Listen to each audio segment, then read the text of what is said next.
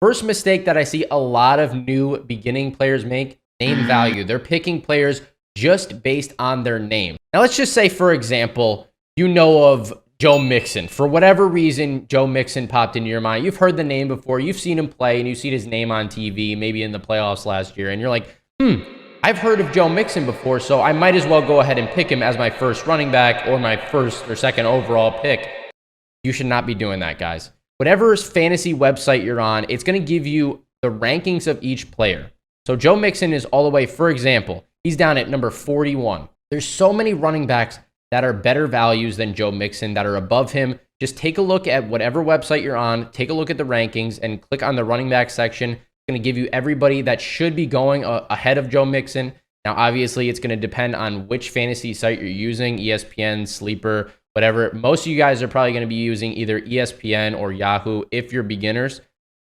So they have all the rankings there for you guys. It usually gives you the best possible pick for that position. So do not pick a guy just based on name value is number one. Number two, reaching way too far to grab somebody. Let's say, for example, you like watching DeAndre Hopkins. You think Hopkins is a great player. You think he's a stud receiver in the league, in the NFL, and you want to take him on your team. Wait till he falls to you. All right? Wait till the correct round to pick him. Do not pick him in round number one just because you like watching the guy. Or just because you like Josh Allen. Don't take him with the first overall pick.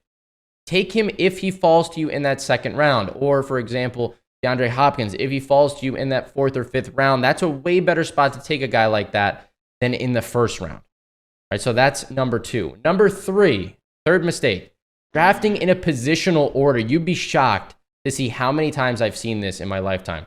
All right, you'll take a QB, a running back, a wide receiver, tight end, and then a defense, and then a kicker, and then they start drafting the rest of their team.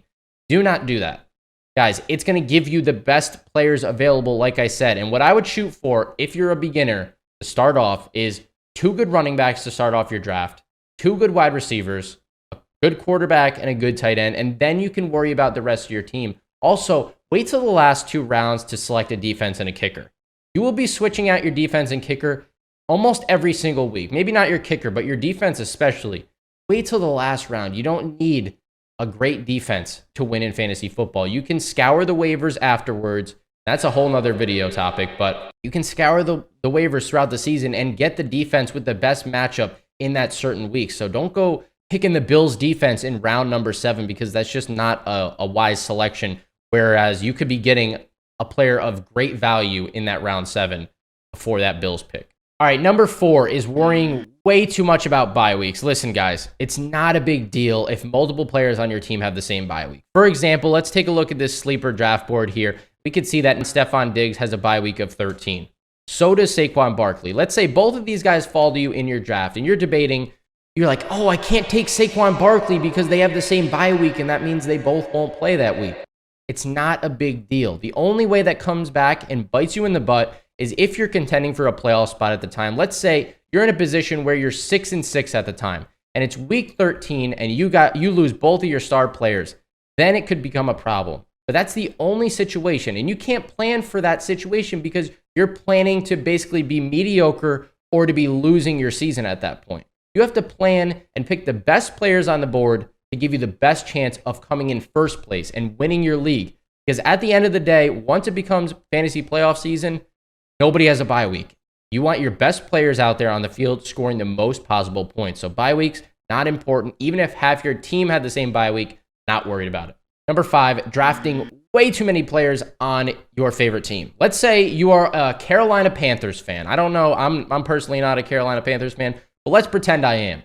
So I'm like, I want Miles Sanders. I want to draft Bryce Young. I want to draft DJ Chark. And I want to draft Hayden Hurst on my team. You don't do that. Please do not do that, especially if you're a fan of a below average team that's projected not a lot of wins. All right, it's fine. Let's say you're a Bills fan and you want Josh Allen and Stephon Diggs. That's fine because both of those guys are elite talents and you can get them in rounds 1 and 2 back to back or 1 and 3. Let's say Josh Allen falls to round 3. Whatever, it doesn't matter. Do not draft the entire team. Even me as an Eagles fan wouldn't go out and draft the entire team. Just because if they have a bad week, you lose that week. Now, I'm not saying that the Eagles will play bad, or I'm not saying that the Panthers will guaranteed play bad, but still, don't go out and draft everybody on your favorite team. It's just not worth it. There's a lot of better value plays out there, and people with more talented players on the roster from different teams all across the board will outperform you more times than not. Number 6, do your research on who is suspended and who is holding out for whatever reason. This season so far, we got Alvin Kamara. He's out 3 games for punching some dude. We got Jameson Williams suspended for 6 games, gambling violation. And then we got people like Josh Jacobs is holding out. I don't know if he's going to play week 1, or we don't know what his situation is. Same thing with Jonathan Taylor. He's been injured. You got to take a look at these things. Players that are injured and players who are holding out, players that are suspended.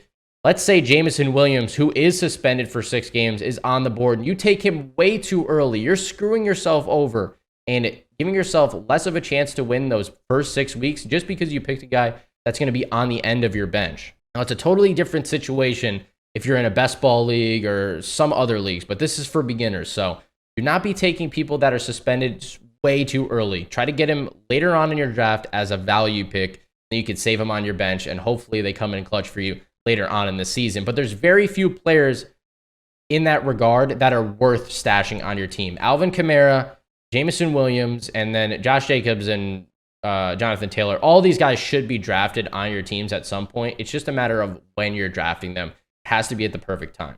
Number 7, mistake number 7, selecting too much of one position in a row. Let's say on your draft board, there's a ton of wide receivers. It just so happens that you draft 2 wide receivers off the bat, and then later on, when it gets to rounds 3 and 4, you see 2 more wide receivers that look good. It's not going to be the best idea to take a wide receiver, back to back, because then you're going to be weak at other positions. You're going to be weak at the running back position. You're going to be having a mediocre to low tier quarterback, and then your tight end's going to be lacking. So what I would do for beginner players only.